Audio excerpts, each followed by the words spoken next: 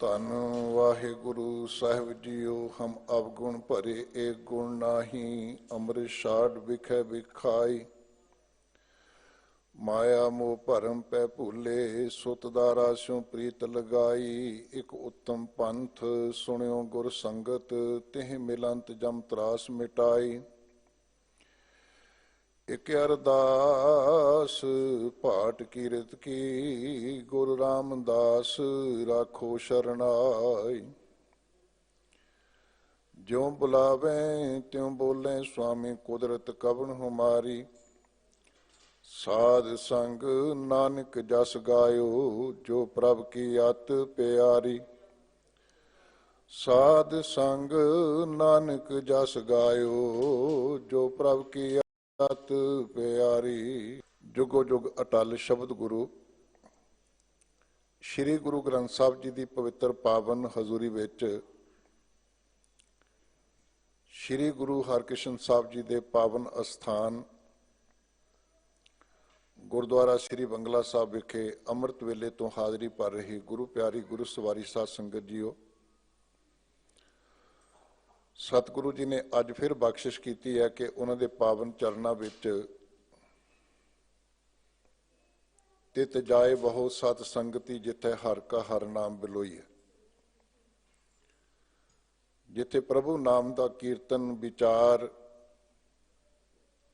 ਨਾਲ ਜੁੜਨ ਦਾ ਸੁਭਾਗ ਪ੍ਰਾਪਤ ਹੁੰਦਾ, ਉਸ ਗੁਰੂ ਕੀ ਸੰਗਤ ਵਿੱਚ ਅੰਮ੍ਰਿਤ ਵੇਲੇ ਤੋਂ ਆਪ ਜੀ ਹਾਜ਼ਰੀ ਭਰ ਰਹੇ ਹੋ। ਮੇਰੇ ਤੋਂ ਪਹਿਲਾਂ ਆਪ ਜੀ ਨੇ ਗੁਰੂ ਕੇ ਹਜ਼ੂਰੀ ਕੀਰਤਨੀਆਂ ਪਾਸੋਂ ਬੜੇ ਅਦਬ ਸਤਿਕਾਰ ਦੇ ਨਾਲ ਆਸਾ ਕੀ ਵਾਰ ਦਾ ਸ਼ਬਦ ਕੀਰਤਨ ਸਰਵਣ ਕੀਤਾ ਹੈ। ਉਪਰੰਤ ਚੱਲ ਰਹੀ ਲੜੀਵਾਰ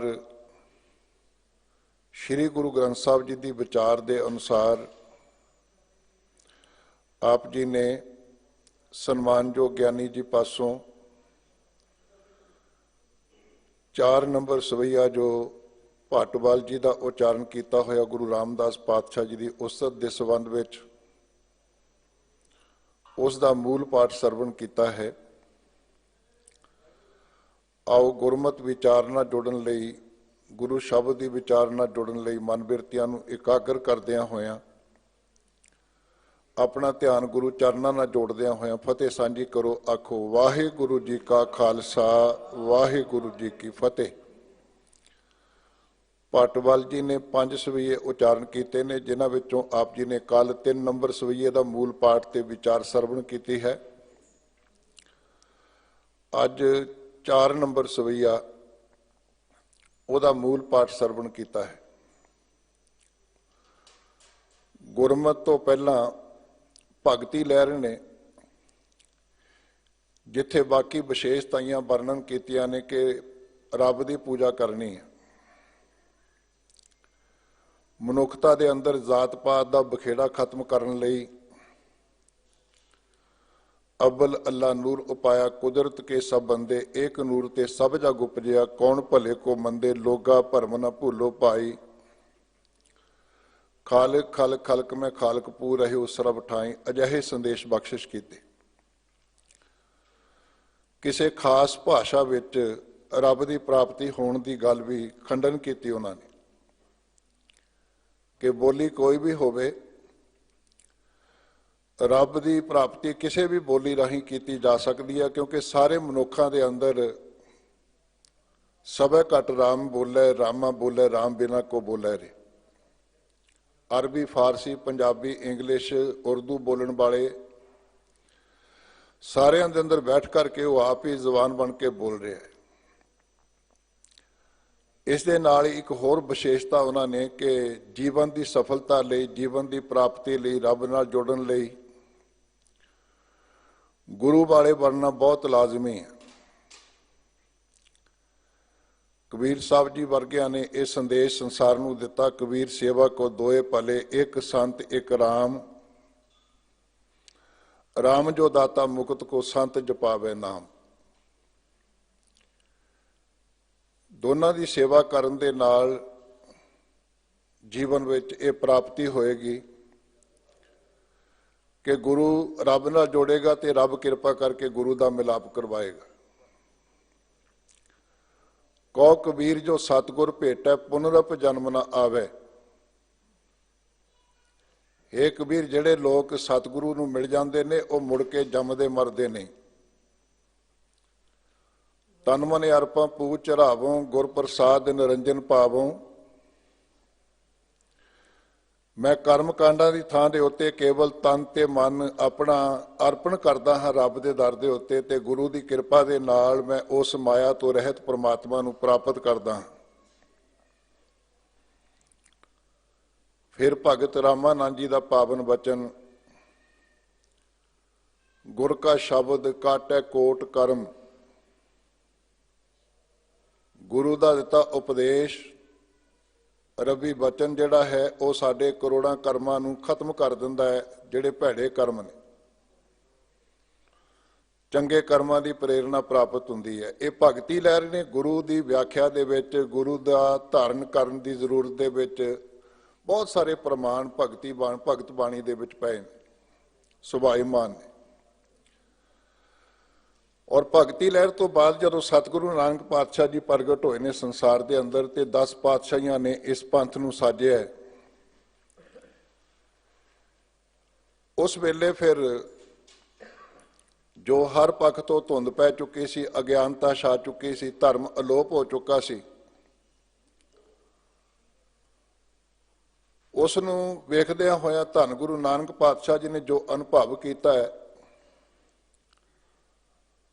ਬਾਬਾ ਦੇਖੈ ਧਿਆਨ ਧਰ ਜਲਤੀ ਸਾ ਪ੍ਰਿਥਵੀ ਦਿਸ ਆਈ, ਬਾਝੋਂ ਗੁਰੂ ਗਵਾਰ ਹੈ ਕਰਦੀ ਸੁਣੀ ਲੁਕਾਈ। ਕਿ ਐਸਾ ਵਾਪਰਨ ਦਾ ਕਾਰਨ ਗੁਰੂ ਤੋਂ ਹੀਣੇ ਹੋਣਾ ਹੈ।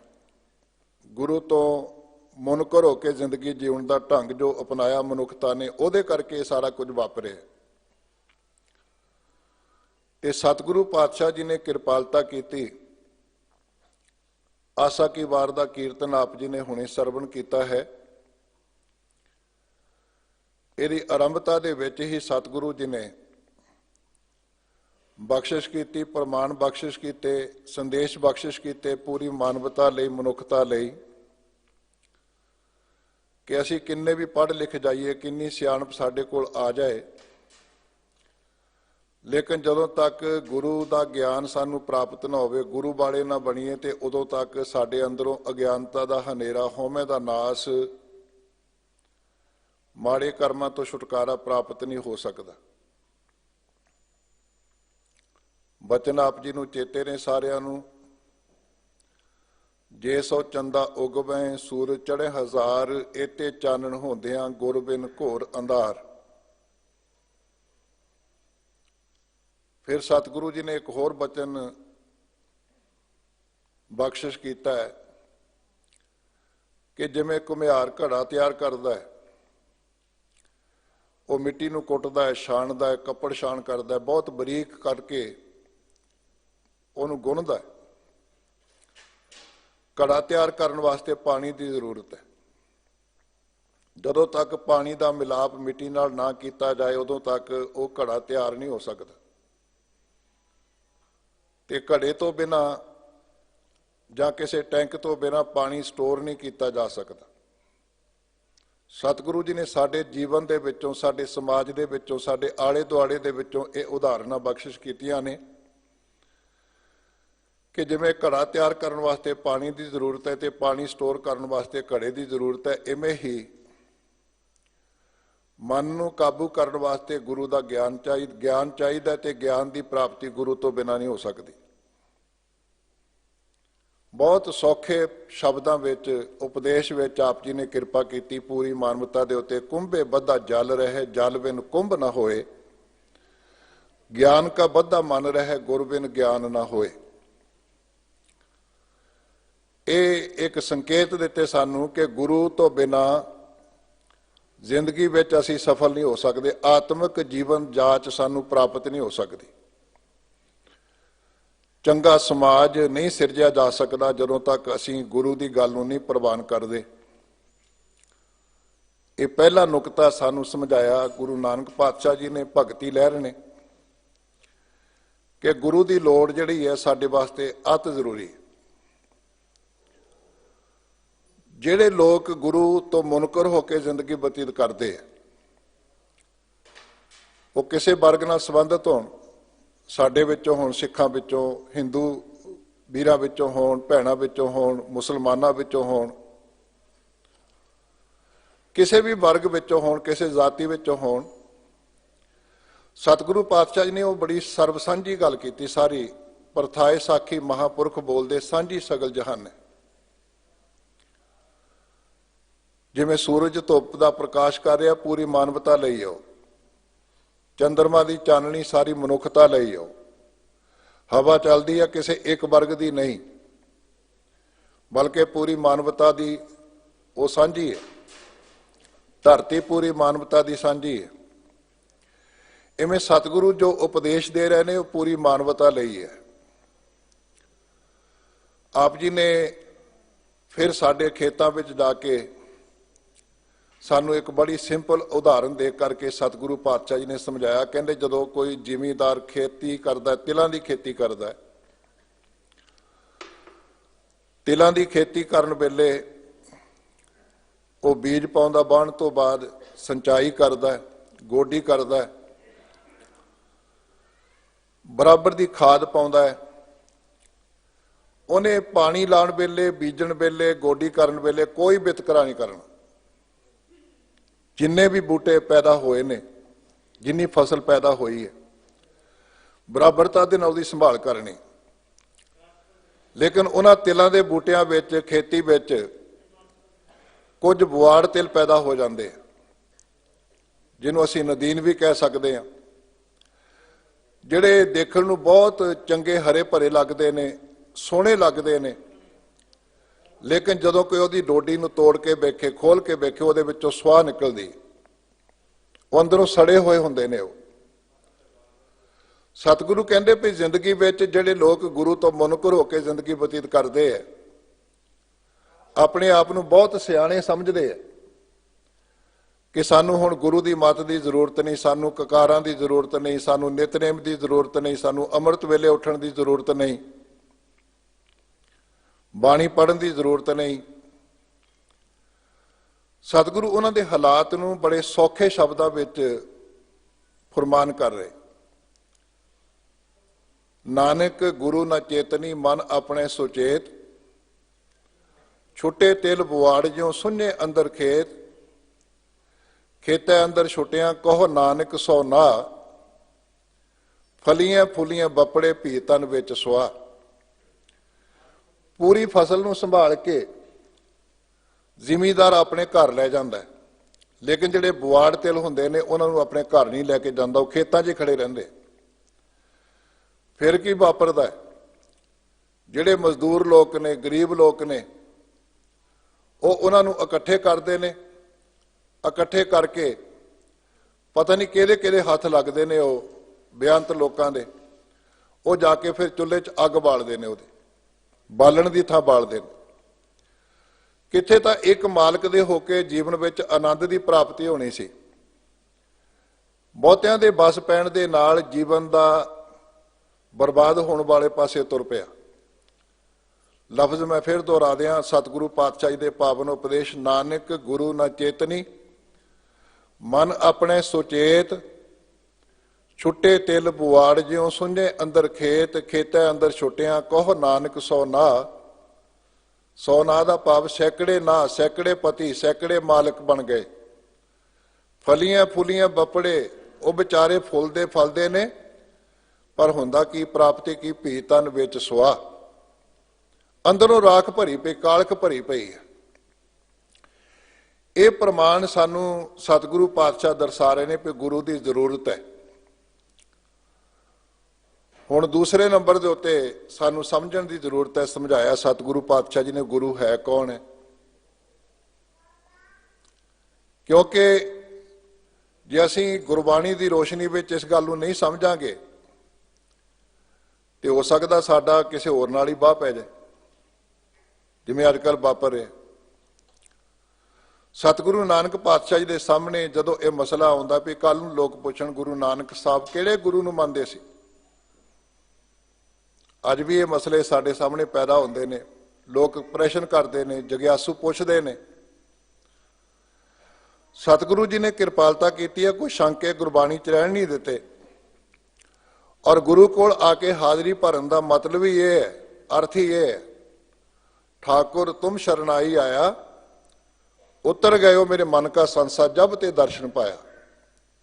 इत्थे आके शंका पैदा नहीं होना, बल्कि शंके खत्म होने चाहिए। ते सतगुरु पातशाह जी ने कृपालता की, कहते मेरे बारे जे कोई पूछे गुरु किहनूं मनदे हो, कौन गुरु है, पहले नंबर के उत्ते उन्हें कृपा की, कहन लगे तत निरंजन जोत सवाई, सोहंग भेद ना कोई जियो। तत निरंजन का भाव जो दुनिया का तत्त है, मूल है, जो माया तो रहत है, जिहदी जोत सर्व व्यापी है। सोहंग का भाव सो मैंने ओ, हंग मैंने मैं ते ओ दोनों अभेद हो चुके हैं, एकमिक हो चुके हैं। जिमें भगत रविदास जी कृपा करते हैं, तोही मोही मोही तोही अंतर कैसा, कनक कटक जल तरंग जैसा, कि मेरे विच ते तेरे विच कोई अंतर नहीं। तत निरंजन जोत सवाई, सोहंग भेद ना कोई जियो, अपरंपर पार ब्रह्म परमेश्वर, नानक गुर मिलिया सोई जियो। कोई शंका नहीं रहने दिता। धन गुरु नानक पातशाह जी ने आप ही कृपा कर दी कि मेरे जीवन में मैनू किथों उपदेश प्राप्त हो रहा, मैं किहदे नाल जुड़ के ये जीवन सफल कर रहा, किहदे नाल जुड़ के मैं मनुखता नूं तारन का यतन कर रहा है। कल तारन गुरु नानक आया, ये ड्यूटी किवें निभा रहा हाँ। तत निरंजन जोत सवाई, सोहंग भेद ना कोई जियो, अपरंपर पार ब्रह्म परमेश्वर, नानक गुर मिलिया सोई जियो। फिर भाई गुरदास साहब जी कहते, जदों गुरु नानक पातशाह जी सिद्धां कोल गए, सिद्धां नूं मिले, आप जी ने परंपरा खड़ी की भी गोष्ठियां करो, विचार वटांदरे करो, क्योंकि एक विद्वान जदों दूजे विद्वान के सामने बहिंदा ना,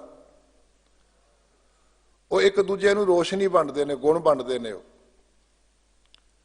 और गुरु नानक पातशाह का पावन सिद्धांत, जब लग दुनिया रही है नानक किस सुनिया किस कही है, ये बहुत बड़मुला सिद्धांत है। और जिन्ना जिगरे नाल कहना, उन्ना जिगरे नाल दूजे की गल नूं सुनना। कई बारी साडा धीरज दूजे की गल नूं सुनन वास्ते टुट जाता है, असीं आपे तो बाहर हो जाते हैं। पर गुरु नानक पातशाह जी बड़े शांत चित होके अगले की गल नूं सुनते हैं। सिद्ध गोष्ठ इस गल का प्रतीक है, जिन्हों अज की बोली च सियाणे टेबल टाक कहते, कि मेज ते बैठ करके टेबल टाक करनी, गलबात करनी, विचार वटांदरा करना।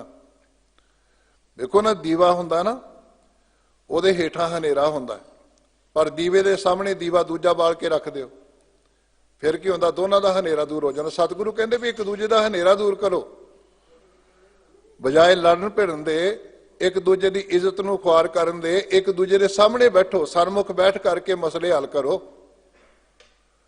जदों सतगुरु पातशाह जी नूं उन्हां लोकां ने भरमाण का यतन किया भी ये गोरख मत नूं धारण कर लैण, लेकिन रब्बी कला वरती, शब्द की कला वरती, कि जिथे बाबा पैर धरे पूजा आसन थापन सोआ, सिद्ध आसन सब जग दे नानक आदमते जे कोआ। जिथे सतगुरु नानक पातशाह जी कदम धरते ने, चरण धरते ने पवित्र, वो पूजा लायक हो जाता।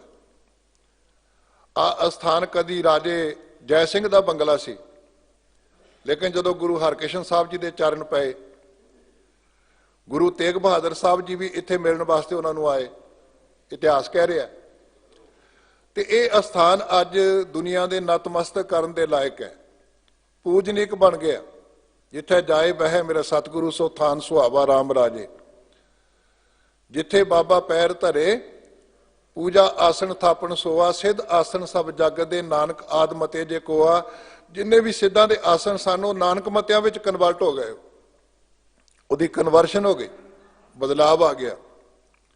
उन्हां लोकां नूं सोझी प्राप्त हो गई, जोग ना भगवी कपड़ी जोग ना मैले वेश, नानक घर बैठिया जोग पाइए सतगुर कै उपदेश। ये धन गुरु अमरदास पातशाह जी के बचन ने। गुरु नानक साहब जी के जोग ना खिंथा जोग ना डंडा जोग ना भस्म चढ़ाई है, जोग ना मुंदी मूंड मंडाए, जोग ना सिंगी बाई है, अंजन माहे निरंजन दी है, जोग जोग ते इब पाई है। ते सतगुरु पातशाह ने जदों ऐसा किया, रब की कृपा हुई, ਉਹ ਲੋਕ ਸਤਿਗੁਰੂ ਨਾਨਕ ਪਾਤਸ਼ਾਹ ਜੀ ਨੂੰ ਸਵਾਲ ਕਰਦੇ ਆ ਵੀ ਤੁਸੀਂ ਕਰਾਮਾਤ ਵਿਖਾਓਗੇ? ਸਿੱਧ ਬੋਲਣ ਸੁਣ ਨਾਨਕਾ ਤੋਹੇ ਜਗ ਨੂੰ ਕਰਾਮਾਤ ਵਿਖਾਈ, ਕੁਝ ਵਿਖਾਲੇ ਅਸਾਂ ਨੂੰ ਤੋਹੇ ਕਿਉ ਢਿੱਲ ਅਵੇਹੀ ਲਾਈ। ਬਾਬਾ ਆਖੇ ਨਾਥ ਜੀ ਅਸਾਂ ਵੇਖੇ ਜੋਗੀ ਬਸਤ ਨਾ ਕਾਈ। ਸਤਿਗੁਰੂ ਕਹਿਣ ਲੱਗੇ ਮੇਰੇ ਕੋਲ ਵਿਖਾਵਾ ਕਰਨ ਵਾਸਤੇ ਕੁਝ ਨਹੀਂ ਹੈ, ਮੈਂ ਵਿਖਾਵਿਆਂ ਵਿੱਚ ਵਿਸ਼ਵਾਸ ਨਹੀਂ ਰੱਖਦਾ। ਸਿੱਧ ਬੋਲਣ ਸੁਣ ਨਾਨਕਾ ਤੋਹੇ ਜਗ ਨੂੰ ਕਰਾਮਾਤ ਵਿਖਾਈ, ਕੁਝ ਵਿਖਾਲੇ ਅਸਾਂ ਨੂੰ ਤੋਹੇ ਕਿਉ ਢਿੱਲ ਅਵੇਹੀ ਲਾਈ। ਬਾਬਾ ਆਖੇ ਨਾਥ ਜੀ ਅਸਾਂ ਵੇਖੇ ਜੋਗੀ ਬਸਤ ਨਾ ਕਾਈ। ਮੇਰੇ ਕੋਲ ਵਿਖਾਲਣ ਜੋਗੀ ਕੋਈ ਵਸਤੂ ਨਹੀਂ। ਫਿਰ ਉਹ ਕਹਿਣ ਲੱਗੇ ਤੁਹਾਡਾ ਕਿਹੜਾ ਸਹਾਰਾ ਹੈ? ਤੁਸੀਂ ਕਿਸ ਆਸਰੇ ਜ਼ਿੰਦਗੀ ਬਤੀਤ ਕਰ ਰਹੇ ਹੋ? ਲੋਕਾਂ ਨੂੰ ਉਪਦੇਸ਼ ਦੇ ਰਹੇ ਹੋ, ਸੰਸਾਰ ਨੂੰ ਤਾਰ ਰਹੇ ਹੋ, ਤੁਸੀਂ ਜਿਸ ਮਕਸਦ ਵਾਸਤੇ ਆਏ ਹੋ ਮਕਸਦ ਪੂਰਾ ਕਰ ਰਹੇ ਹੋ। ਸਤਿਗੁਰੂ ਕਹਿੰਦੇ ਮੇਰੇ ਕੋਲ ਦੋ ਥੰਮ ਨੇ, ਗੁਰ ਸੰਗਤ ਬਾਣੀ ਬਿਨਾ ਦੂਜੀ ਓਟ ਨਹੀਂ ਹੈ ਰਾਈ। ਸਿੱਖੀ ਦੇ ਦੋ ਪਿੱਲਰ ਨੇ ਇਹ। ਜਿਵੇਂ ਆ ਛੱਤ ਖੜੀ ਹੈ ਨਾ, ਪਿੱਲਰ ਨਾਲ ਕਰਕੇ ਖੜੀ ਹੈ, ਥੰਮਾ ਕਰਕੇ ਖੜੀ ਹੈ, ਇਵੇਂ ਸਾਡੀ ਜ਼ਿੰਦਗੀ ਤੇ ਸਿੱਖੀ ਟਿਕ ਸਕਦੀ, ਧਰਮ ਟਿਕ ਸਕਦਾ, ਸਾਡੇ ਜੀਵਨ ਦਾ ਟਿਕਾਅ ਬਣਨਾ ਉਹ ਦੋ ਗੱਲਾਂ ਕਰਕੇ ਬਣਨਾ, ਗੁਰੂ ਕੀ ਸੰਗਤ ਨਾਲ ਜੁੜ ਕੇ ਤੇ ਗੁਰੂ ਸ਼ਬਦ ਨਾਲ ਜੁੜ ਕੇ। ਸਤਿਗੁਰੂ ਕਹਿੰਦੇ ਮੇਰੇ ਜੀਵਨ ਦਾ ਦੋ ਸਹਾਰੇ, ਗੁਰ ਸੰਗਤ ਬਿਨਾ ਦੂਜੀ ਓਟ ਨਹੀਂ, ਗੁਰ ਸੰਗਤ ਬਾਣੀ ਬਿਨਾ ਦੂਜੀ ਓਟ ਨਹੀਂ ਹੈ ਰਾਈ। ਗੁਰੂ ਕੀ ਸੰਗਤ, ਭਲੇ ਪੁਰਸ਼ਾਂ ਦੀ ਸੰਗਤ, ਤੇ ਜੋ ਰੱਬ ਵੱਲੋਂ ਸਾਨੂੰ ਉਪਦੇਸ਼ ਪ੍ਰਾਪਤ ਹੋ ਰਿਹਾ ਉਹ, ਇਸ ਤੋਂ ਬਿਨਾ ਕੋਈ ਦੂਜਾ ਸਹਾਰਾ ਨਹੀਂ। ਇਹਨੂੰ ਹੀ ਗੁਰੂ ਅਰਜਨ ਪਾਤਸ਼ਾਹ ਜੀ ਨੇ ਅੱਗੇ ਜਾ ਕੇ ਖੋਲਿਆ, ਜਿਉ ਮੰਦਰ ਕੋ ਥਮੈ ਥਮਨ ਤਿਉ ਗੁਰ ਕਾ ਸ਼ਬਦ ਮਨੈ ਅਸਥਮਨ। ਬਹੁਤ ਸੌਖੇ ਲਫ਼ਜ਼ਾਂ ਵਿੱਚ। ਫਿਰ ਸਤਿਗੁਰੂ ਪਾਤਸ਼ਾਹ ਜੀ ਨੇ ਜਦੋਂ ਸਿੱਧ ਗੋਸ਼ਟ ਕੀਤੀ ਹੈ, ਉਹਨੇ ਬਹੁਤ ਸਵਾਲ ਕੀਤੇ ਗੁਰੂ ਸਾਹਿਬ ਜੀ ਨੂੰ, ਬੜੇ ਟਫ ਸਵਾਲ ਕੀਤੇ, ਲੇਕਿਨ ਸਤਿਗੁਰੂ ਬਹੁਤ ਸਹਿਜ ਦੇ ਨਾਲ ਅਗਲੇ ਦੀ ਗੱਲ ਨੂੰ ਸੁਣ ਕੇ ਫਿਰ ਉਹਦਾ ਜਵਾਬ ਦਿੰਦੇ। ਉਹਨਾਂ ਨੇ ਇਹ ਵੀ ਸਵਾਲ ਕੀਤਾ ਵੀ ਦੁਨੀਆ ਸਾਗਰ ਦੁੱਤਰ ਕੀ ਹੈ, ਕਿਉਂ ਕਰ ਪਾਈਐ ਪਾਰੋ। ਚਰਪਟ ਬੋਲੇ ਔਦੂ ਨਾਨਕ ਦੇ ਸੱਚਾ ਵਿਚਾਰੋ। ਸਤਿਗੁਰੂ ਦੀ ਕਿੱਡੀ ਉਦਾਰਤਾ ਹੈ। ਸਤਿਗੁਰੂ ਕਿਵੇਂ ਜਵਾਬ ਦਿੰਦੇ? ਕਹਿੰਦੇ ਆਪੇ ਸਮਝੇ ਆਪੇ ਬੁਝੇ ਤਿਸ ਕਿਆ ਉਤਰ ਦੀਜੈ। ਮੈਂ ਜਾਣਦਾ, ਤੁਹਾਨੂੰ ਪਤਾ ਸਭ ਕੁਝ। ਐਸਾ ਹੋ ਸਕਦਾ ਵੀ ਸਿੱਧਾਂ ਨੇ, ਜਿਨ੍ਹਾਂ ਨੇ ਸਦੀਆਂ ਤੋਂ ਲੈ ਕੇ ਤਪੱਸਿਆ ਕਰਦੇ ਫਿਰਦੇ ਹੋਣ, ਬੀਆਬਾਨਾਂ 'ਚ ਬੈਠ ਕੇ ਗ੍ਰੰਥ ਪੜ੍ਹਦੇ ਹੋਣ, ਉਹਨਾਂ ਨੂੰ ਪਤਾ ਨਾ ਹੋਵੇ। ਆਪੇ ਸਮਝੈ ਆਪੇ ਬੁਝੈ ਤਿਸ ਕਿਆ ਉਤਰ ਦੀਜੈ। ਤੁਹਾਨੂੰ ਕੀ ਉੱਤਰ ਦੇਣਾ ਹੈ? ਪਰ ਜੇ ਤੁਸੀਂ ਹੁਣ ਪੁੱਛਿਆ ਤੇ ਮੇਰਾ ਉੱਤਰ ਇਹੀ ਹੈ, ਸੱਚ ਕਹੋ, ਸੱਚ ਦਾ ਸਿਮਰਨ ਕਰਿਆ ਕਰੋ, ਰੱਬ ਦਾ ਸਿਮਰਨ ਕਰਿਆ ਕਰੋ, ਜਿਹੜਾ ਆਦ ਸੱਚ, ਜੁਗਾਦ ਸੱਚ, ਹੈਪੀ ਸੱਚ ਹੈ ਨਾ, ਸੱਚ ਕਹੋ, ਉਹਦਾ ਉਚਾਰਨ ਕਰੋ ਸਾਰੇ। ਤੁਮ ਪਾਰ ਗਰਾਮੀ, ਤੁਸੀਂ ਪਾਰ ਹੋਗੇ, ਗਰੰਟੀ ਹੈ ਇਸ ਗੱਲ ਦੀ। ਤੁਝ ਕਿਆ ਬੈਸਣ ਦੀਜੈ, ਬੈਸਣ ਦਾ ਭਾਵ ਡਿਸੀਜਨ, ਨਿਰਣਾ। ਇਸ ਤੋਂ ਉੱਪਰ ਮੈਂ ਕਿਹੜਾ ਨਿਰਣਾ ਦੇਵਾਂ ਕਿ ਰੱਬ ਦੀ ਯਾਦ ਨੂੰ ਆਪਣੀ ਜ਼ਿੰਦਗੀ ਦਾ ਆਧਾਰ ਬਣਾਓ। ਚਾਹੇ ਕੋਈ ਹਿੰਦੂ ਹੈ, ਚਾਹੇ ਮੁਸਲਮਾਨ ਹੈ, ਚਾਹੇ ਕੋਈ ਈਸਾਈ ਹੈ, ਚਾਹੇ ਕੋਈ ਸਿੱਖ ਹੈ, ਜਿਹੜਾ ਇਸ ਨੂੰ ਆਧਾਰ ਬਣਾ ਲਏਗਾ ਉਹ ਜ਼ਿੰਦਗੀ ਨੂੰ ਪਾਰ ਹੋ ਜਾਏਗਾ, ਜ਼ਿੰਦਗੀ ਤੋਂ, ਔਕੜਾਂ ਤੋਂ ਪਾਰ ਹੋ ਜਾਏਗਾ, ਸੰਸਾਰ ਸਾਗਰ ਤੋਂ ਪਾਰ ਹੋ ਜਾਏਗਾ। ਫਿਰ ਸਤਿਗੁਰੂ ਦੇ ਸਾਹਮਣੇ ਇੱਕ ਹੋਰ ਮਸਲਾ ਰੱਖਿਆ ਉਹਨਾਂ ਨੇ ਵੀ ਤੁਸੀਂ ਗੁਰੂ ਦੀ ਗੱਲ ਕਰਦੇ ਹੋ ਕਿ ਮੈਂ ਗੁਰੂ ਤੋਂ ਬਿਨਾਂ ਚੱਲ ਹੀ ਨਹੀਂ ਸਕਦਾ। ਤੁਸੀਂ ਬਾਰ-ਬਾਰ ਕਹਿੰਦੇ ਹੋ ਗੁਰ ਪੁੱਛ ਲਿਖ ਵਿਚਾਰ, ਮੈਂ ਆਪਣਾ ਗੁਰਪੂਛ ਦੇਖਿਆ, ਅਵਰ ਨਾਹੀ ਥਾਉ। ਸ੍ਰੀ ਰਾਗ ਦਾ ਪਹਿਲਾ ਸ਼ਬਦ ਉਹਦੇ ਅੰਦਰ ਸਤਿਗੁਰੂ। ਫਿਰ ਜਪਜੀ ਸਾਹਿਬ ਪੜੋ, ਗੁਰਾ ਇੱਕ ਦੇ ਬੁਝਾਈ ਸਭਨਾ ਜੀਆਂ ਕਾ ਇੱਕ ਦਾਤਾ ਸੋ ਮੈਂ ਵਿਸਰ ਨਾ ਜਾਈ। ਤੁਸੀਂ ਜਿਸ ਗੁਰੂ ਨੂੰ ਅਰਦਾਸ ਕਰ ਰਹੇ ਹੋ, ਜਿਸ ਗੁਰੂ ਦੇ ਸਾਹਮਣੇ ਕਹਿ ਰਹੇ ਹੋ, ਉਹ ਗੁਰੂ ਹੈ ਕੌਣ ਆ? ਉਹ ਗੁਰੂ ਕਿਹੜਾ ਹੈ? ਸਾਨੂੰ ਇਹਦੀ ਸਪਸ਼ਟਤਾ ਦਿਓ, ਕਿਰਪਾ ਕਰਕੇ ਦੱਸੋ ਜਰਾ, ਖੋਲੋ ਇਸ ਗੱਲ ਨੂੰ। ਸਿੱਧਾ ਨੇ ਪ੍ਰਸ਼ਨ ਕੀਤਾ, ਕਬਣ ਮੂਲ ਕਬਣ ਮਤ ਵੇੜਾ ਕਬਣ ਗੁਰੂ ਜਿਸ ਕਾ ਤੂੰ ਚੇਲਾ ਕਬਣ ਕਥਾ ਲੈ ਰਹੋ ਨਿਰਾਲੇ। ਬੋਲੇ ਨਾਨਕ ਸੁਣਨ ਤੋਂ ਬਾਲੇ ਇਸ ਕਥਾ ਕਾ ਦੇ ਵਿਚਾਰ ਭਵਜਲ ਸ਼ਬਦ ਲੰਘਾਵਣ ਹਾਰ। ਕਹਿਣ ਲੱਗੇ ਸਾਨੂੰ ਦੱਸੋ ਜ਼ਿੰਦਗੀ ਦਾ ਮੁੱਢ ਕੀ ਹੈ? ਕੋਈ ਜ਼ਿੰਦਗੀ ਦਾ ਮੁੱਢ ਪ੍ਰਸ਼ਾਦੇ ਨੂੰ ਸਮਝਦਾ, ਕੋਈ ਪਾਣੀ ਨੂੰ ਸਮਝਦਾ ਹੈ, ਪਰ ਸਤਿਗੁਰੂ ਜੀ ਨੇ ਬੜੀ ਵਿਗਿਆਨਕ ਸੋਚ ਦਿੱਤੀ। ਕਹਿਣ ਲੱਗੇ ਜ਼ਿੰਦਗੀ ਦਾ ਮੁੱਢ ਨਾ ਪ੍ਰਸ਼ਾਦਾ ਨਾ ਪਾਣੀ। ਪ੍ਰਸ਼ਾਦਾ ਛਕਣ ਤੋਂ ਬਿਨਾਂ ਅਸੀਂ ਬਹੁਤ ਦਿਨ ਜੀਂਦੇ ਰਹਿ ਸਕਦੇ ਹਾਂ।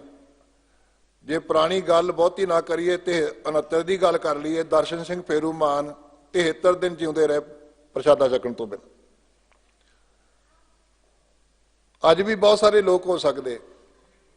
ਇੰਨਾ ਜ਼ਰੂਰੀ ਨਹੀਂ ਵੀ ਬੰਦਾ ਮਿੰਟਾਂ ਸਕਿੰਟਾਂ 'ਚ ਪਾਰ ਹੋ ਜਾਏਗਾ, ਚਲੇ ਜਾਏਗਾ, ਬੜੇ ਦਿਨ ਕੱਢ ਸਕਦਾ। ਪਾਣੀ ਜ਼ਿੰਦਗੀ ਦਾ ਆਧਾਰ ਹੈ, ਖੇਤੀਬਾੜੀ ਦਾ ਆਧਾਰ ਹੈ। ਪਹਿਲਾਂ ਪਾਣੀ ਜੀਓ ਹੈ ਜੇ ਧਾਰਿਆ ਸਭ ਕੋਏ, ਇਹ ਸੱਚ ਹੈ।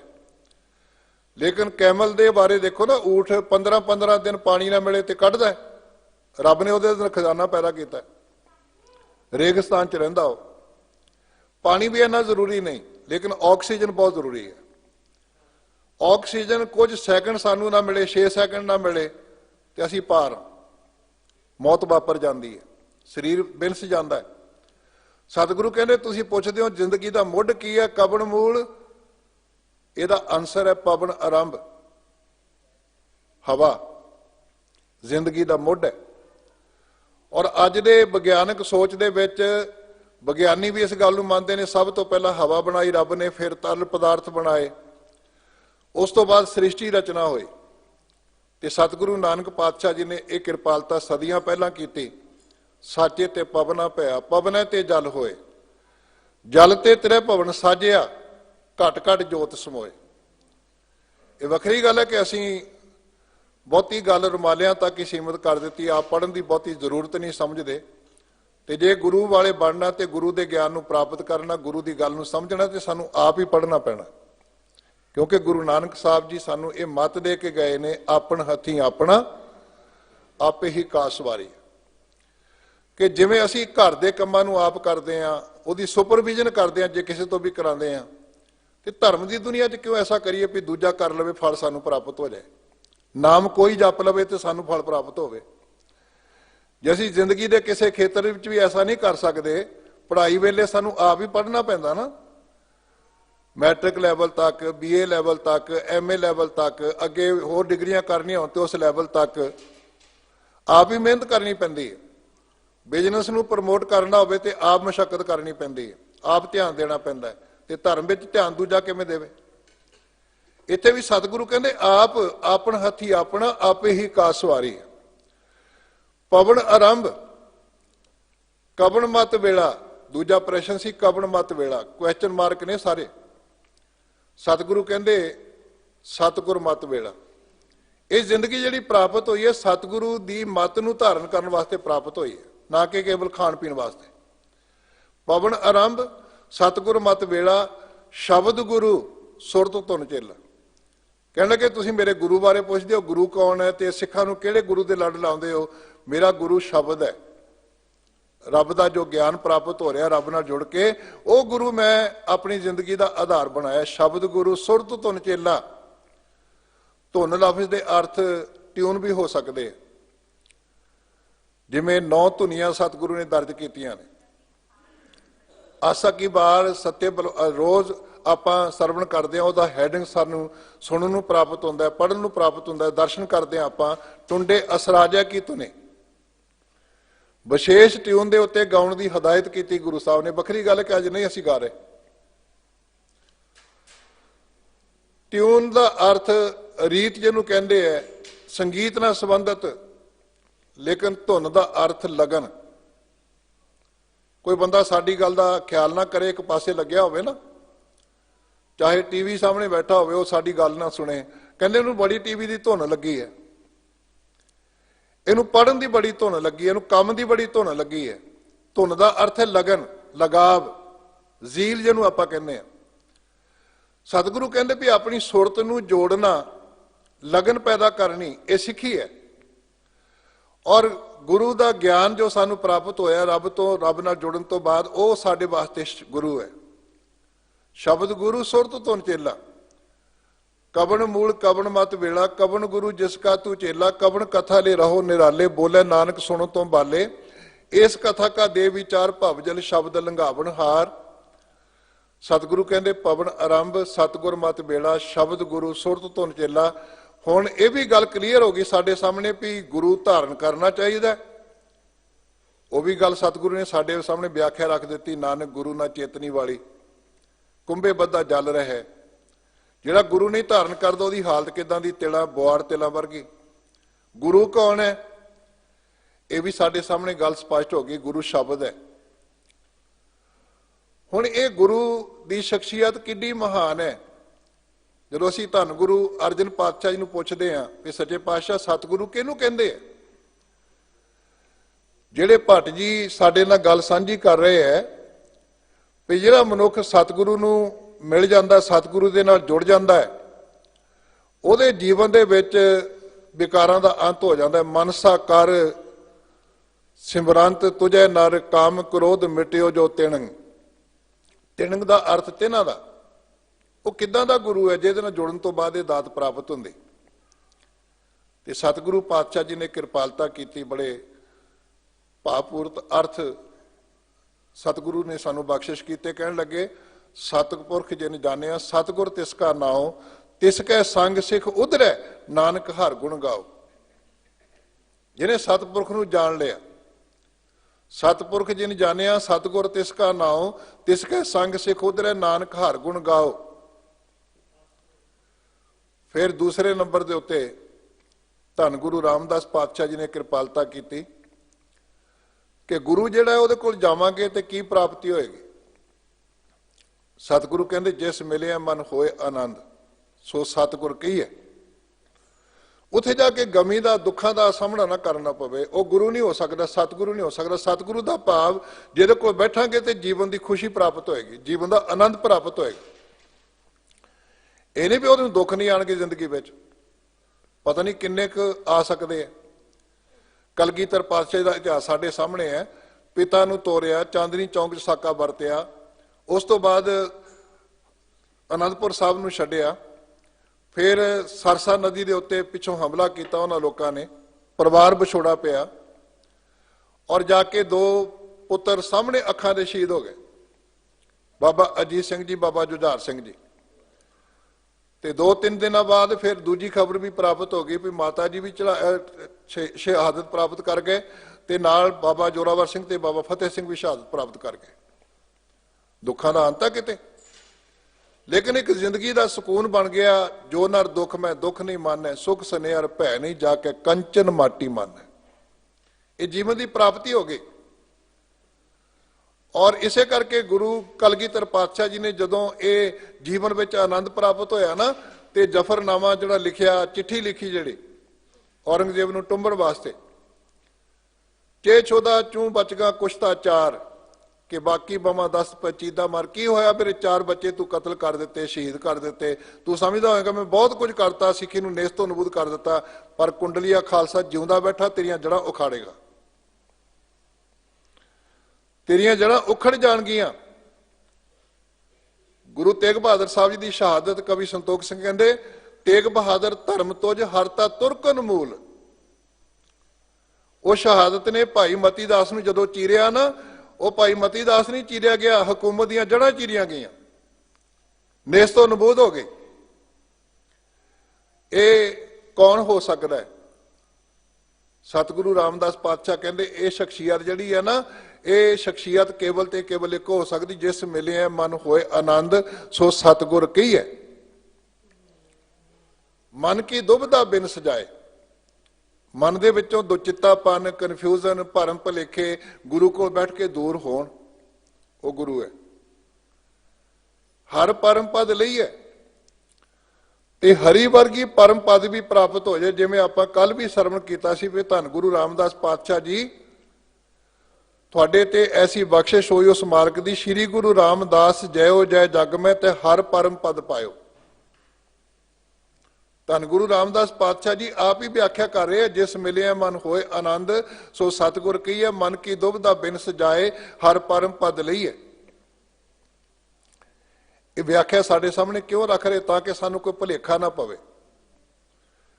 ਵੀ ਅਸੀਂ ਜਿੱਥੇ ਮਰਜੀ ਮੱਥਾ ਟੇਕ ਦਈਏ, ਜਿਹਨੂੰ ਮਰਜੀ ਗੁਰੂ ਮੰਨ ਲਈਏ। ਸਾਨੂੰ ਕੋਈ ਚਾਨਣ ਹੋਵੇ, ਪ੍ਰਕਾਸ਼ ਹੋਵੇ, ਸਾਡੇ ਕੋਲ ਰੋਸ਼ਨੀ ਹੋਵੇ, ਪਰਖ ਹੋਵੇ ਇੱਕ ਗੁਰੂ ਦੇ ਵਾਸਤੇ ਵੀ ਗੁਰੂ ਕੌਣ ਹੈ ਤੇ ਗੁਰੂ ਕਿਹੜਾ ਧਾਰਨ ਕਰਨਾ। ਕਿਉਂਕਿ ਬੜੇ ਭੁਲੇਖੇ ਪੈਂਦੇ ਜਦੋਂ ਭਾਈ ਗੁਰਦਾਸ ਸਾਹਿਬ ਜੀ ਨੂੰ ਪੜ੍ਹਦੇ ਆ।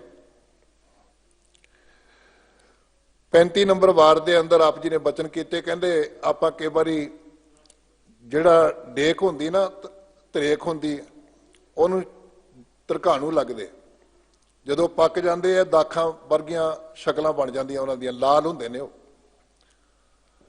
ਲੇਕਿਨ ਜੋ ਕਿ ਭੁਲੇਖੇ ਨਾਲ ਬੰਦਾ ਮੂੰਹ ਤੋੜ ਕੇ ਮੂੰਹ ਵਿੱਚ ਪਾ ਲਏ ਤੇ ਦਾਖਾਂ ਵਰਗਾ ਸਵਾਦ ਉਥੋਂ ਕੋਈ ਨਹੀਂ ਪ੍ਰਾਪਤ ਹੋਣਾ, ਮੂੰਹ ਕੌੜਾ ਹੋ ਜਾਣਾ।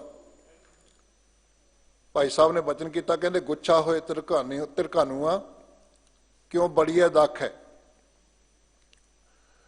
ਉਹਨੂੰ ਕਿਵੇਂ ਦਾਖਾਂ ਆਖਾਂਗੇ ਜਿਹੜਾ ਧਰਕਾਣੂ ਹੈ।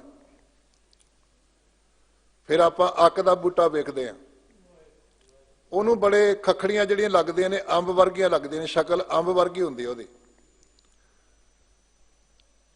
ਅੱਕੈ ਕੇਰੀ ਖੱਖੜੀ ਕੋਈ ਅੰਬ ਨਾ ਆਖੈ, ਜੇ ਕਿਤੇ ਭੁਲੇਖੇ ਨਾ ਖਾ ਲਵੇ ਬੰਦੇ ਨੂੰ ਨਸ਼ਾ ਹੋ ਜਾਣਾ, ਬੰਦੇ ਦੀ ਮੌਤ ਵੀ ਹੋ ਸਕਦੀ ਹੈ, ਜ਼ਹਿਰ ਪੈਦਾ ਹੋ ਜਾਣੀ ਉਹਦੇ ਅੰਦਰ। ਗੁੱਛਾ ਹੋਏ ਧਰਕਾਨੂਆ ਕਿਉਂ ਬੜੀਆ ਦਾਖ ਹੈ, ਅੱਕੈ ਕੇਰੀ ਖੱਖੜੀ ਕੋਈ ਅੰਬ ਨਾ ਆਖੈ। ਗਹਿਣੇ ਜਿਉਂ ਜਰਪੋਸ਼ ਦੇ ਕਿਉਂ ਸੋਇਨ ਸੱਖ ਹੈ। ਪਿੱਤਲ ਦੇ ਲੋਹੇ ਦੇ ਉੱਤੇ 골ਡਨ ਝਾਲ ਫੇਰੀ ਹੋਵੇ, ਪਾਲਿਸ਼ ਕੀਤਾ ਹੋਵੇ, ਉਹ ਸੋਨਾ ਆਖਿਆ ਜਾ ਸਕਦਾ? ਉਹ ਸੋਨਾ ਬਣ ਗਿਆ? ਉਹ ਇੱਕ ਭੁਲੇਖਾ ਹੈ। ਜਦੋਂ ਕਸਵੱਟੀ ਤੇ ਪਰਖਿਆ ਜਾਏਗਾ ਉਹਨੇ ਪਾਸੇ ਚੱਕ ਕੇ ਰੱਖ ਦੇਣਾ ਵੀ ਇਹ ਸੋਨਾ ਨਹੀਂ ਹੈ, ਇਹ ਨਕਲੀ ਹੈ। ਗਹਿਣੇ ਜਿਉਂ ਜਰਪੋਸ਼ ਦੇ ਕਿਉਂ ਸੋਇਨ ਸੱਖ ਹੈ। ਫਟਕ ਨਾ ਪੁੱਜਣ ਹੀਰਿਆਂ ਉਹ ਭਰੇ ਵਿਆਖ ਹੈ। ਤੁਸੀਂ ਸ਼ੀਸ਼ੇ ਦੇ ਬਾਂਟੇ ਵੇਖੋ, ਕਈ ਵਾਰੀ ਸ਼ੀਸ਼ੇ ਦੇ ਅੰਦਰ ਬੜਾ ਰੰਗ ਭਰਿਆ ਹੁੰਦਾ, ਕਲਰਡ ਹੁੰਦਾ, ਉਹ ਸਾਨੂੰ ਹੀਰਾ ਦੇਖਣ ਨੂੰ ਲੱਗਦਾ ਹੈ, ਲੇਕਿਨ ਉਹ ਹੀਰਾ ਹੁੰਦਾ ਨਹੀਂ। ਉਹ ਹੀਰੇ ਵਰਗੀ ਕੀਮਤ ਉਹਦੀ ਨਹੀਂ ਹੋ ਸਕਦੀ। ਫਟਕ ਨਾ ਪੁੱਜਣ ਹੀਰਿਆਂ ਉਹ ਭਰੇ ਵਿਆਖ ਹੈ। ਫਿਰ ਵੇਖੋ ਦੁੱਧ ਵੀ ਚਿੱਟਾ ਤੇ ਲੱਸੀ ਵੀ ਚਿੱਟੀ। ਭਾਈ ਗੁਰਦਾਸ ਸਾਹਿਬ ਜੀ ਨੇ ਬਹੁਤ ਸੌਖੇ ਉਦਾਹਰਨ ਦਿੱਤੇ ਸਾਨੂੰ ਗੁਰੂ ਬਾਰੇ ਸਮਝਾਉਣ ਵਾਸਤੇ, ਵੀ ਕਿਤੇ ਸਾਨੂੰ ਭੁਲੇਖਾ ਨਾ ਲੱਗੇ, ਕਿਤੇ ਅਸੀਂ ਦੁਬਿਧਾ ਵਿੱਚ ਨਾ ਪੈ ਜਾਈਏ, ਕਿਤੇ ਦੁਖਦਾਈ ਜੀਵਨ ਨਾ ਪ੍ਰਾਪਤ ਹੋਵੇ ਨਕਲੀ ਗੁਰੂਆਂ ਕੋਲ ਜਾ ਕੇ। ਸਾਨੂੰ ਪਹਿਚਾਣ ਦੇ ਦਿੱਤੀ ਗੁਰੂ ਸਾਹਿਬ ਜੀ ਦੇ ਬਾਰੇ ਵੀ ਆਹ ਜੀਵਨ ਜਾਤ ਤੁਸੀਂ ਚੇਤੇ ਰੱਖੋ, ਇਹ ਪਰਖ ਚੇਤੇ ਰੱਖੋ। ਧੌਲੇ ਦਿਸਣ ਸ਼ਾਹ ਦੁੱਧ ਸਾਦੋਂ ਗੁਣ ਗਾਖ ਹੈ। ਧੌਲੇ ਦਾ ਅਰਥ ਹੁੰਦਾ ਚਿੱਟਾ, ਲੱਸੀ ਵੀ ਚਿੱਟੀ ਤੇ ਦੁੱਧ ਵੀ ਚਿੱਟਾ, ਲੇਕਿਨ ਜਦੋਂ ਤੁਸੀਂ ਛਕਦੇ ਹੋ ਤੁਹਾਨੂੰ ਲੱਸੀ ਦਾ ਸਵਾਦ ਆਪਣਾ ਆਉਂਦਾ ਤੇ ਦੁੱਧ ਦਾ ਆਪਣਾ ਆਉਂਦਾ। ਲੱਸੀ ਦੁੱਧ ਦਾ ਬਰਾਬਰੀ ਨਹੀਂ ਕਰ ਸਕਦੀ, ਦੁੱਧ ਵਰਗਾ ਮਿੱਠਾ ਰਸ ਨਹੀਂ ਉਹ ਚੋਂ ਪੈਦਾ ਹੋ ਸਕਦਾ। ਇਹ ਉਦਾਹਰਨਾਂ ਦਿੱਤੀਆਂ ਨੇ, ਧਰਕਾਣੂਆਂ ਦੀ ਉਦਾਹਰਨ ਦਿੱਤੀ, ਅੱਕ ਦੀ ਉਦਾਹਰਨ ਦਿੱਤੀ, ਫਿਰ ਉਸ ਤੋਂ ਬਾਅਦ ਦੁੱਧ ਤੇ ਲੱਸੀ ਦੀ ਉਦਾਹਰਨ ਦਿੱਤੀ, ਕੱਚ ਦੀ ਉਦਾਹਰਨ ਦਿੱਤੀ, ਪਾਲਿਸ਼ ਕੀਤੇ ਹੋਏ ਸੋਨੇ ਦੀ ਉਦਾਹਰਨ ਦਿੱਤੀ। ਤੇ ਗੱਲ ਕੀ ਸਮਝਾਉਣਾ ਚਾਹੁੰਦੇ ਨੇ? ਤਿਉ ਸਾਧ ਅਸਾਧ ਪਰਖੀਆਂ ਕਰਤੂਤ ਸੁਭਾਖ ਹੈ। ਜਿਹੜਾ ਸਾਧੂ ਤੇ ਅਸਾਧੂ ਹੈ ਨਾ, ਉਹ ਕਰਮ ਕਰਕੇ ਪਹਿਚਾਣ ਉਹਦਾ ਕਰਮ ਕਿਦਾਂ ਦਾ। ਕਰਮ ਦੇ ਨਾਲ ਸਾਧੂ ਹੈ, ਉਹ ਕੱਪੜਿਆਂ ਕਰਕੇ ਸਾਧੂ ਨਹੀਂ ਕਿ ਉਹਨੇ ਬਹੁਤ ਖਾਸ ਕੋਈ ਡਰੈਸ ਪਹਿਨੀ ਹੋਵੇ। ਸਾਧੂ ਦਾ ਭਾਵ ਸਾਧ ਨਾਮ ਨਿਰਮਲਤਾ ਕੇ ਕਰਮ। ਔਰ ਗੁਰੂ ਸਾਹਿਬ ਜੀ ਦੇ ਬਾਰੇ ਜਦੋਂ ਗੁਰੂ ਦੀ ਗੱਲ ਕਰਦੇ ਨੇ, ਗੁਰਬਾਣੀ ਦੇ ਵਿੱਚ ਗੁਰੂ ਸ਼ਬਦ ਵਰਤਿਆ ਗਿਆ, ਸਤਿਗੁਰ ਸ਼ਬਦ ਵਰਤਿਆ ਗਿਆ, ਔਰ ਕਈ ਵਾਰੀ ਸੰਤ ਸ਼ਬਦ ਵੀ ਵਰਤਿਆ ਗਿਆ ਗੁਰੂ ਦੇ ਸੰਬੰਧ ਵਿੱਚ, ਗੁਰੂ ਦੇ ਅਰਥਾਂ ਵਿੱਚ। ਵੇਖੋ ਨਾ, ਜਦੋਂ ਅਸੀਂ ਪੜ੍ਹਦੇ ਹਾਂ ਸਤਿਗੁਰੂ ਅਰਜਨ ਪਾਤਸ਼ਾਹ ਦਾ ਪਾਵਨ ਬਚਨ, ਮੇਰਾ ਮਨ ਲੋਚਿਆ ਗੁਰਦਰਸ਼ਨ ਤਾਈ ਬਿਲਪ ਕਰੇ ਚਾਤਰਿਕ ਕੀ ਨਿਆਈ, ਤ੍ਰਿਖਾ ਨਾ ਉਤਰੈ ਸ਼ਾਂਤ ਨਾ ਆਵੇ ਬਿਨ ਦਰਸ਼ਨ ਸੰਤ ਪਿਆਰੇ ਜੀਓ। ਬਿਨ ਦਰਸ਼ਨ ਸੰਤ ਪਿਆਰੇ ਜੀਓ, ਇੱਥੇ ਸੰਤ ਦਾ ਭਾਵ ਗੁਰੂ। ਫਿਰ ਇਸੇ ਸ਼ਬਦ ਦੀ ਲਾਸਟ ਪੰਕਤੀ ਹੈ, ਚੌਥਾ ਪਦਾ ਹੈ, ਭਾਗ ਹੋਆ ਗੁਰ ਸੰਤ ਮਿਲਾਇਆ, ਪ੍ਰਭ ਅਵਿਨਾਸੀ ਘਰ ਮੈਂ ਪਾਇਆ, ਸੇਵ ਕਰੀ ਪਲ ਚਸਾ ਨਾ ਵਿਸ਼ਨਾ ਜਾਂ ਨਾਨਕ ਦਾਸ ਤੁਮਾਰੇ ਜੀਓ। ਮੇਰੇ ਚੰਗੇ ਭਾਗ ਜਾਗ ਪਏ, ਗੁਰ ਸੰਤ ਮਿਲਾਇਆ। ਵਿਆਕਰਨ ਦੇ ਮੁਤਾਬਕ ਗੁਰ ਦੇ ਰਾਰੇ ਨੂੰ ਇੱਥੇ ਸਿਹਾਰੀ, ਗੁਰੂ ਨੇ ਮੈਨੂੰ ਸੰਤ ਮਿਲਾ ਦਿੱਤਾ। ਗੁਰੂ ਤੋਂ ਉੱਪਰ ਸੰਤ ਕਿਹੜਾ? ਰੱਬ। ਹੁਣ ਸੰਤ ਸ਼ਬਦ ਗੁਰੂ ਵਾਸਤੇ ਵੀ ਵਰਤਿਆ, ਸੰਤ ਸ਼ਬਦ ਰੱਬ ਵਾਸਤੇ ਵੀ ਵਰਤਿਆ। ਭਾਗ ਹੋਆ ਗੁਰ ਸੰਤ ਮਿਲਾਇਆ, ਗੁਰੂ ਨੇ ਮੈਨੂੰ ਸੰਤ ਮਿਲਾ ਦਿੱਤਾ, ਮੇਰੇ ਤੇ ਕਿਰਪਾ ਕੀਤੀ। ਕਿਹੜਾ ਸੰਤ ਮਿਲਾਤਾ? ਰੱਬ, ਪਰਮਾਤਮਾ। ਇਹ ਵੱਖ-ਵੱਖ ਥਾਵਾਂ ਦੇ ਉੱਤੇ ਵੱਖ-ਵੱਖ ਅਰਥਾਂ ਵਿੱਚ 7ਵੀਂ ਤੇ 8ਵੀਂ ਜਿਹੜੀ ਅਸ਼ਟਪਦੀ ਹੈ ਨਾ, ਸੰਤ ਤੇ ਬ੍ਰਹਮ ਗਿਆਨੀ ਵਾਲੀ, ਉਹਦੇ ਵਿੱਚ ਵੀ ਸਤਿਗੁਰੂ ਇਹੀ ਅਰਥ ਦੱਸਦੇ ਨੇ। ਇੱਕ ਆਮ ਮਨੁੱਖ ਬਾਰੇ ਨਹੀਂ ਵੀ ਉਹਨੇ ਕੱਪੜੇ ਕਿੱਦਾਂ ਦੇ ਪਾਏ, ਉਹਦਾ ਪਹਿਰਾਵਾ ਕਿੱਦਾਂ ਦਾ, ਭੇਖ ਕਿੱਦਾਂ ਦਾ, ਨਹੀਂ, ਇੱਕ ਯੋਗਤਾ ਉਹਦਾ ਇੱਕ ਲੈਵਲ ਹੈ ਕਿ ਆਹ ਜੀਵਨ ਜਾਚ ਉਹਦੇ ਵਿੱਚ ਹੋਣੀ ਚਾਹੀਦੀ ਹੈ। ਇਸ ਕਰਕੇ ਸਤਿਗੁਰੂ ਦੇ ਸਿਧਾਂਤ ਨੂੰ ਸਮਝਾਉਣ ਵਾਸਤੇ ਭਾਈ ਗੁਰਦਾਸ ਸਾਹਿਬ ਜੀ ਨੇ ਗੱਲ ਕੀਤੀ, ਤਿਉ ਸਾਧ ਅਸਾਧ ਪਰਖੀਆਂ ਕਰਤੂਤ ਸੁਭਾਖ ਹੈ। ਕਰਤੂਤ ਦੇ ਨਾਲ, ਕਰਮ ਦੇ ਨਾਲ ਇਹ ਕਹੇ ਜਾ ਸਕਦੇ ਕੌਣ ਸਾਧ ਹੈ ਤੇ ਕੌਣ ਅਸਾਧ ਹੈ। ਕਰਮ ਦੇ ਉੱਤੇ ਗੱਲ ਟਿਕੀ ਹੋਈ ਹੈ। ਜਦੋਂ ਇਹ ਗੱਲ ਸਾਨੂੰ ਪਤਾ ਲੱਗ ਜਾਏ ਤੇ ਉਸ ਵੇਲੇ ਸਾਡੇ ਅੰਦਰ ਗੁਰੂ ਦਾ ਸਤਿਕਾਰ, ਗੁਰੂ ਦਾ ਜੁੜਨਾ, ਗੁਰੂ ਨਾਲ ਲਗਾਵ ਉਹ ਪੈਦਾ ਹੋਏਗਾ। ਕਿਸ ਪੱਧਰ ਦੇ ਉੱਤੇ ਪੈਦਾ ਹੋਏਗਾ? ਗੁਰ ਕੀ ਮਹਿਮਾ ਕਿਆ ਕਹਾਂ, ਗੁਰ ਵਿਵੇਕ ਸਤ ਸਰ। ਗੁਰੂ ਦੀ ਮੈਂ ਮਹਿਮਾ ਕੀ ਬਿਆਨ ਕਰਾਂ? ਗੁਰੂ ਤਾਂ ਵਿਵੇਕਤਾ ਦਾ ਸਰੋਵਰ ਹੈ। ਗੁਰ ਕੀ ਮਹਿਮਾ ਕਿਆ ਕਹਾਂ, ਗੁਰ ਵਿਵੇਕ ਸਤ ਸਰ। ਉਹ ਆਦਿ ਜੁਗਾਦੀ ਜੁਗਾ ਜਗ ਪੂਰਾ ਪਰਮੇਸ਼ਰ। ਆ ਵਿਸ਼ਵਾਸ ਗੁਰੂ ਪ੍ਰਤੀ ਪੈਦਾ ਕਰਨਾ ਆਪਣੇ ਅੰਦਰ ਕਿ ਗੁਰੂ ਤੇ ਪ੍ਰਮਾਤਮਾ ਵਿੱਚ ਕੋਈ ਅੰਤਰ ਨਹੀਂ, ਪੂਰਾ ਪਰਮੇਸ਼ਰ। ਨਾਨਕ ਸੋਧੇ ਸਿਮਰਤ ਵੇਦ, ਪਾਰ ਬ੍ਰਹਮ ਗੁਰ ਨਾਹੀ ਭੇਦ। ਇਹੋ ਜਿਹਾ ਗੁਰੂ ਜਦੋਂ ਮਿਲ ਜਾਏ, ਤੇ ਭੱਟ ਜੀ ਕਿਰਪਾ ਕਰਦੇ ਨੇ, ਕਹਿੰਦੇ ਇਹੋ ਜਿਹਾ ਗੁਰੂ ਜਦੋਂ ਮਿਲ ਜਾਂਦਾ ਨਾ, ਧੰਨ ਗੁਰੂ ਰਾਮਦਾਸ ਜੀ ਵਰਗਾ, ਜਿਨ੍ਹਾਂ ਨੇ ਸਾਨੂੰ ਇਹ ਸੰਦੇਸ਼ ਦਿੱਤਾ ਹੈ, ਬਾਣੀ ਗੁਰੂ, ਗੁਰੂ ਹੈ ਬਾਣੀ, ਵਿੱਚ ਬਾਣੀ ਅੰਮ੍ਰਿਤ ਸਾਰੇ। ਗੁਰ ਬਾਣੀ ਕਹੇ ਸੇਵਕ ਜਨ ਮਾਨੈ, ਪ੍ਰਤੱਖ ਗੁਰੂ ਨੇ ਸਤਾਰੇ। ਕਹਿੰਦੇ ਜੇ ਕੋਈ ਮਨੁੱਖ ਆਪਣੀ ਜ਼ਿੰਦਗੀ ਵਿੱਚ ਗੁਰੂ ਕੋਲ ਪਹੁੰਚ ਜਾਏ ਤੇ ਗੁਰੂ ਦੀ ਗੱਲ ਨੂੰ ਸਮਝਣ ਲੱਗ ਪਵੇ, ਗੁਰੂ ਦੇ ਅੱਗੇ ਅਰਦਾਸ ਕਰ ਲਵੇ, ਗੁਰਸਿੱਖ ਮੀਤ ਚਲੋ ਗੁਰ ਚਾਲੀ, ਜੋ ਗੁਰ ਕਹੈ ਸੋਈ ਭਲ ਮਾਨੋ, ਹਰ ਹਰ ਕਥਾ ਨਿਰਾਲੀ। ਫਿਰ ਕਹਿੰਦੇ ਉਹ ਤੇ ਕਿਰਪਾ ਹੋ ਜਾਏਗੀ। ਮਨਸਾ ਕਰ ਸਿਮਰੰਤ ਤੁਝੈ ਨਰ। ਮਨਸਾ ਦਾ ਭਾਵ ਮਨ ਦੀ ਇੱਛਾ ਕਰਕੇ, ਮਨ ਦੀ ਚਾਹਨਾ ਕਰਕੇ, ਅੰਦਰੋਂ ਜੁੜ ਕੇ। ਜਾ ਕੀ ਦਿਲ ਸਾਵਤ ਨਹੀਂ ਤਾਕੋ ਕਹਾਂ ਖੁਦਾਏ। ਇਕਾਗਰ ਚਿਤ ਹੋ ਕਰਕੇ, ਅੰਦਰੋਂ ਜੁੜ ਕੇ। ਇਹ ਨਹੀਂ ਵੀ ਬੱਧਾ ਚੱਟੀ ਜੋ ਭਰੇ ਨਾ ਗੁਣ ਨਾ ਉਪਕਾਰ। ਗੁਰੂ ਅੰਗਦ ਸਾਹਿਬ ਦਾ ਫੈਸਲਾ ਹੈ, ਤਜਰਬਾ ਹੈ। ਧੱਕੇ ਨਾਲ ਨਹੀਂ, ਬੱਧਾ ਚੱਟੀ ਨਹੀਂ, ਛੇਤੀ ਖੁਸ਼ੀ ਸਵਾਰੀ ਹੈ, ਨਾਨਕ ਕਾਰਜ ਸਾਰ। ਮਨਸਾ ਕਰ ਸਿਮਰੰਤ ਤੁਝੈ ਨਰ। ਨਰ ਦਾ ਰਾਰਾ ਮੁਕਤਾ ਹੈ, ਬਹੁ ਬਚਨ ਹੈ। ਜਿਹੜੇ ਮਨੁੱਖ, ਜਿਹੜੇ ਨਰ ਤੈਨੂੰ ਮਨਸਾ ਕਰਕੇ ਸਿਮਰਦੇ ਹਨ, ਤੈਨੂੰ ਚੇਤੇ ਕਰਦੇ ਹਨ। ਹੁਣ ਗੁਰੂ ਦਾ ਸਿਮਰਨ ਕੀ ਹੈ? ਗੁਰੂ ਦੀ ਬਾਣੀ ਨੂੰ ਪੜ੍ਹਨਾ, ਗੁਰੂ ਦੇ ਉਪਦੇਸ਼ਾਂ ਨੂੰ ਗ੍ਰਹਿਣ ਕਰਨਾ। ਸੇਵਕ ਸੇਖ ਪੂਜਨ ਸਭ ਆਵੇ, ਸਭ ਗਾਵੇ, ਹਰ ਹਰ ਊਤਮ ਬਾਣੀ। ਗਾਵਿਆ ਸੁਣਿਆ ਤਿਨ ਕਾ ਹਰ ਥਾਏ ਪਾਵੇ, ਜਿਨ ਸਤਿਗੁਰ ਕੀ ਆਗਿਆ ਸਤ ਸਤ ਕਰ ਮਾਨੀ।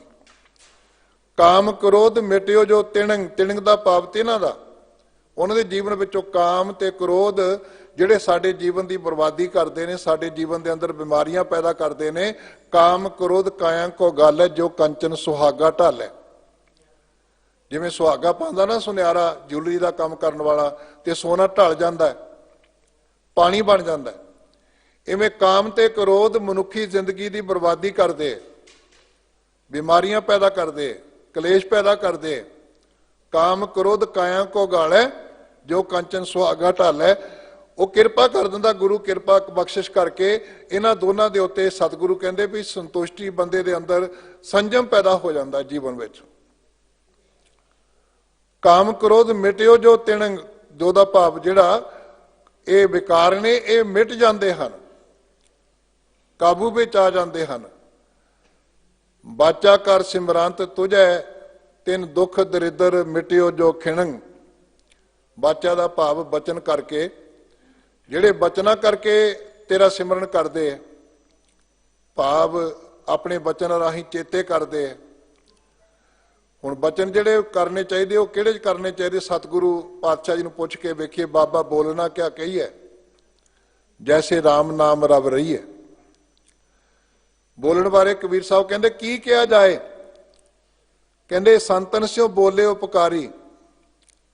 ਕਿਸੇ ਮਹਾਂਪੁਰਖ ਨਾਲ ਗੱਲ ਕਰੋਗੇ, ਧਰਮਾਤਮਾ ਪੁਰਸ਼ ਨਾਲ ਗੱਲ ਕਰੋਗੇ, ਗੁਰੂ ਕੋਲ ਬੈਠ ਕੇ ਗੱਲਾਂ ਕਰਾਂਗੇ, ਉਪਕਾਰ ਹੋਏਗਾ। ਮੂਰਖ ਸਿਓ ਬੋਲੇ ਝੱਖ ਮਾਰੀ। ਮੂਰਖ ਦੇ ਨਾਲ ਬੈਠ ਕੇ ਬਹਿਸ ਕਰੋਗੇ ਤੇ ਉਹਦੇ ਨਾਲ ਕੱਖ ਪ੍ਰਾਪਤ ਨਹੀਂ ਹੋਣਾ, ਲੜਾਈ ਝਗੜੇ ਤੋਂ ਸਿਵਾ ਕਤਲ ਹੋ ਸਕਦਾ। ਸੰਤਨ ਸਿਓ ਬੋਲੇ ਉਪਕਾਰੀ, ਮੂਰਖ ਸਿਓ ਬੋਲੇ ਝੱਖ ਮਾਰੀ। ਬੋਲਤ ਬੋਲਤ ਬੜੇ ਵਿਕਾਰਾ, ਬਿਨ ਬੋਲੇ ਕਾ ਕਰੇ ਵਿਚਾਰਾ। हुण मैं चुप करके बैठा होवां ते की फायदा है? हुक्मनामा लेना बोल के करांगे ना, अरदास करनी बोल के करांगे। एक दूजे नूं कोई गलबात पुछनी होवे घर दे विच किते भी डायलॉग करने पैंदा ना, कॉन्फ्रेंस करनी पैंदी है। इस करके बिन बोले क्या करे विचारा, ते बोलदा बहुता कौन है? कौ कबीर शूशा घट बोले, भरिया होए सो काबू ना डोले। ते रब दा शुक्रगुजार भी होना चाहिए। जिन जेबा दिती बोले तात, जिन्हें रब ने सानू किरपा करके जीव दिती है ना बोलने वास्ते। जीव तो मझां कोल भी है, गावां कोल भी है, लेकिन बोल सकते हो? मैं कई बार बेनती करदा हुंदा भी साडी कोई बच्ची, साडी मां अपने बच्चे नूं अपनी छाती का शीर पिला रही, दुध पिला रही, कोई जालम आके उन्हें चुकदा पासे कर दिंदा है, ते पासे करके उन्होंने कहंदा भी मेरे बच्चे नूं पिला दुध। मां बर्दाश्त करेगी इस गल नूं? हाल पारिया पाएगी, दुहाई पाएगी। लेकिन कभी सोचा जो मझ का कट्टा पासे बन दिता, आप चुक के लै गए। उस मां नाल की वापरदा होना?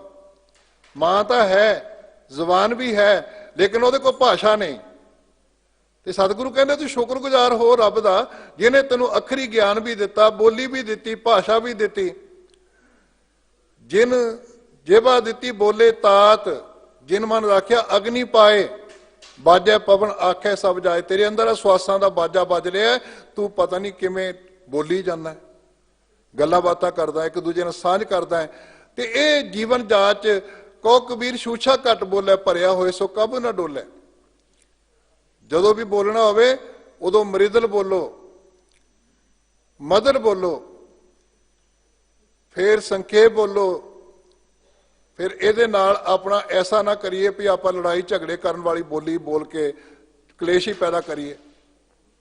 निर्विवाद, जिहदे नाल कलेश ना पैदा होवे, क्योंकि इन्ना बैन किया गुरमत ने, एक फिक्का ना गलाए सबना मैं सच्चा धनी। किसी नूं तलवार मारनी वो वक्री गल है, वो फट मिट जा सकता है, लेकिन जबान का फट नहीं मिट सकता। सियाणे इसे कर कहते जबान च हड्डी नहीं है, लेकिन हड्डियां तोड़ा दिंदी है। द्रौपदी ने एको गल की सी ना, भी अन्ने का पुत्र अन्ना ते की वापरिया, एडा खून खराबा होया जिन्होंने महाभारत कहते। जे किते जबान नूं संभाल के रखदी, ऐसा हो सकता सी? जीभ चढ़ावे हाथी, जीभ लताड़े हाथी पैर। ये जबान हाथी के उत्ते चढ़ा के शान शौकत भी बना सकती है, तो पनिशमेंट के तौर के उत्ते हाथियों के थले भी लताड़िया जा सकता है। इस करके सतगुरु कहते जिहड़ा मनुख इस गल नूं समझ लवे, मिठ बोलड़ा जी हर सजन स्वामी मोरा, हुण संभल थकी जी कदे ना बोले कौड़ा, कौड़ा बोल ना जाने पूर्ण भगवाने, औगण को ना चितारे, फिक्का बोल बेगुचना, सुन मूर्ख मन अजान। आसा दी वार दे अंदर रोज सरवण करदे हैं, नानक फिक्के बोले हैं तन मन फिक्का होए, फिक्को फिक्का सदिया फिक्के फिक्की सोए, फिक्का दरगे सटिया मुंह थुक्का फिक्के पाए, फिक्का मूर्ख आखिए पाना लहे सजाए। ये जीवन जाच है, समाज में किवें रहना, एक दूजे प्रति किदां दी भावना साडे अंदर होएगी। ये कोई जादूगरी नहीं भी आपां केवल आके महाराज दा दर्शन कर ले, परिक्रमा कर ली, वो करनी है। जथा शगत गोलक विच भी पाना है, गुरु के कारजां वास्ते है, लेकिन केवल गेड़ा मार के चले जाना, लंगर छक के वापस चले जाना, ये नहीं। गुरु की मत नूं समझण वास्ते ये गल्लां सानूं आप पढ़नियां पैणियां। ते सतगुरु कहंदे जिहड़े लोग अपनी जिंदगी विच बचन करके तैनूं सिमरदे है, ये गल्लां चेते रखदे, बोलण वेले भी, तुरन वेले भी, वेखण वेले भी, सुनन वेले भी।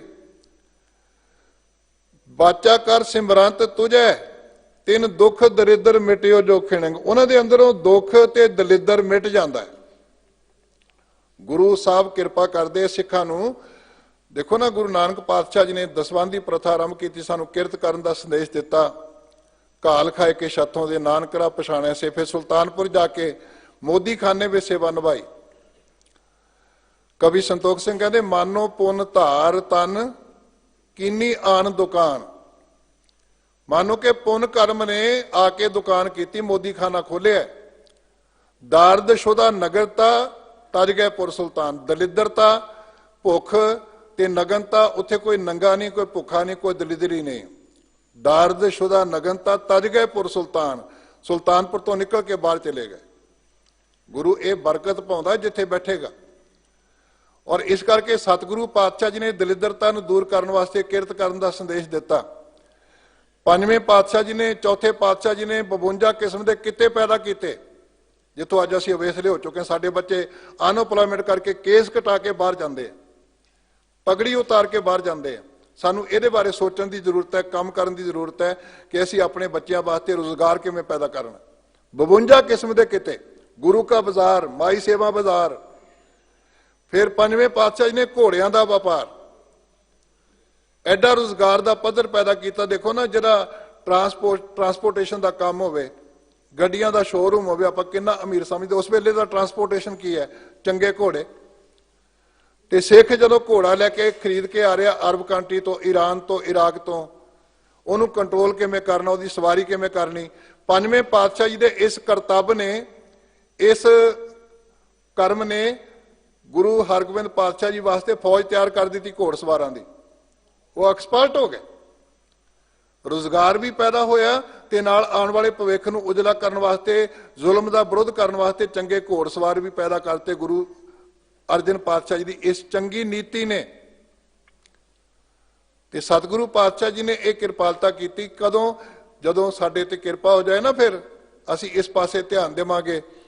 ਅੱਜ ਵੀ ਅਸੀਂ ਸਮਾਜ ਵਿੱਚੋਂ ਦਲਿੱਦਰ ਦੂਰ ਕਰ ਸਕਦੇ ਹਾਂ, ਗਰੀਬਾਂ ਦਾ, ਉਹਨਾਂ ਦਾ ਧਿਆਨ ਕਰਕੇ, ਕਿ ਫਾਲਤੂ ਦੇ ਕਰਮ ਕਾਂਡਾਂ ਉੱਤੇ ਪੈਸਾ ਖਰਚਣ ਦੀ ਥਾਂ ਦੇ ਉੱਤੇ ਆਪਣੀ ਜ਼ਿੰਦਗੀ ਵਿੱਚ ਅਕਲੀ ਸਾਹਿਬ ਸੇਵੀ, ਅਕਲੀ ਪਾਈਐ ਮਾਨ, ਅਕਲੀ ਪੜ੍ਹ ਕੇ ਬੁੱਝੀ, ਅਕਲੀ ਕੀਚੈ ਦਾਨ, ਨਾਨਕ ਆਖੈ ਰਾਹ ਇਹ ਹੋਰ ਗੱਲਾਂ ਸ਼ੈਤਾਨ। ਦੇਖੋ ਨਾ, ਭਾਈ ਗੁਰਦਾਸ ਸਾਹਿਬ ਜੀ ਨੇ ਕਿੱਡੀ ਵੱਡੀ ਗੱਲ ਕੀਤੀ ਹੈ ਵੀ ਆਪਾਂ ਸੋਨੇ ਦੇ ਕਲਸ਼ ਲਾਉਂਦੇ ਹਾਂ, ਸੋਨੇ ਦੀਆਂ ਪਾਲਕੀਆਂ ਬਣਾਉਂਦੇ ਹਾਂ। ਕਿੰਨਾ ਚੰਗਾ ਹੋਵੇ, ਜੈਸੇ ਸਤ ਮੰਦਰ ਕੰਚਨ ਕੇ ਉਸਾਰ ਦੀਨੇ, ਤੈਸਾ ਪੁੰਨ ਸੇਕੋ ਇੱਕ ਸ਼ਬਦ ਸਿਖਾਏਗਾ।